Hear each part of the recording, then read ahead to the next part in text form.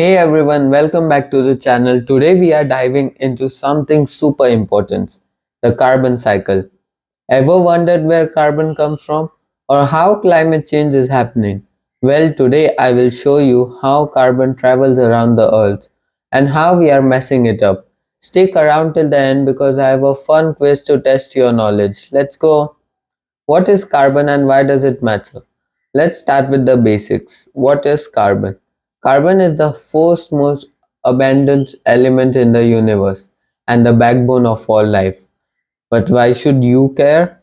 Carbon is essential for life. Everything from plants to animals contains carbon.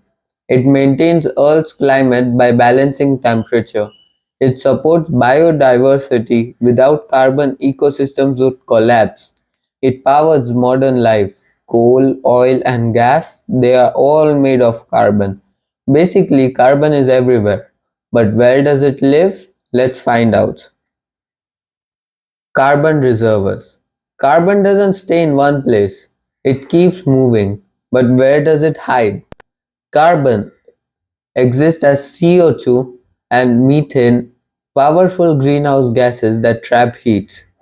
Oceans. The biggest carbon sink, the ocean absorbs CO2 and stores it in water, marine plants, and even fish cells. Land. Carbon is stored in soil, rocks, and fossil fuels like coal, oil, and natural gas. Living organisms. Every plant, animal, and person is made of carbon. You get carbon from food, and plants get it from CO2 in the air. But how does carbon move between these places? Let's break it down. The carbon cycle.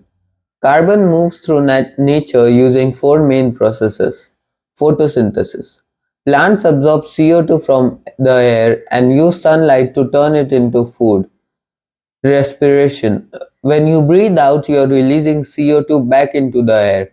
Even plants do it at night. Decomposition. When plants and animals die, bacteria break them down, releasing carbon back into the soil and air. Combustion. When we burn fossil fuels like coal, oil, and gas, we release carbon that has been trapped for millions of years. See the pattern? Carbon is constantly moving between these places, but here's the problem. Human impact. Humans are disrupting the natural cycle of carbon. And here's how. Burning fossil fuels. We are releasing way too much CO2 by using coal, oil, and gas for energy. Deforestation. Trees absorb CO2, but we are cutting them down faster than they can grow back. More deforestation equals more CO2 pollution. Industries and agriculture. Factories and farming release tons of extra carbon into the air, speeding up global warming. This extra CO2 is causing serious problem. The carbon connection with climate change. So what happens when there's too much CO2? Bad news. Increased greenhouse effects and global warming with some climate change impacts. So what can we do to fix this? Here's how you can reduce your carbon footprints. Switch to renewable energy like solar, wind, and hydro. They don't release CO2 like fossil fuels do. Energy efficiency. Turn off lights, use public transport, and reduce electricity waste. Plants.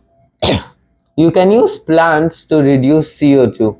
Plant more trees and they will absorb more CO2 naturally. Sustainable farming. Smarter farming methods equals less carbon emissions. By making small changes, we can protect the planet for future generations. Conclusion. A call to action for sustainable future. Understanding the carbon cycle isn't just about science, it's about saving our planet. The more we know, the more we can help. By using clean energy, reducing waste, and planting trees, we can make a difference. Governments, industries, and individuals must work together for a healthier future. The choice is ours. Let's protect Earth for future generations. Quiz time. Alright, let's see who was paying attention. What is the largest carbon sink on Earth? Drop your answers in the comments and I will give a shout out to the first correct answer in the next video. Also like, subscribe and share if you learned something new today. See you in the next one. Stay awesome.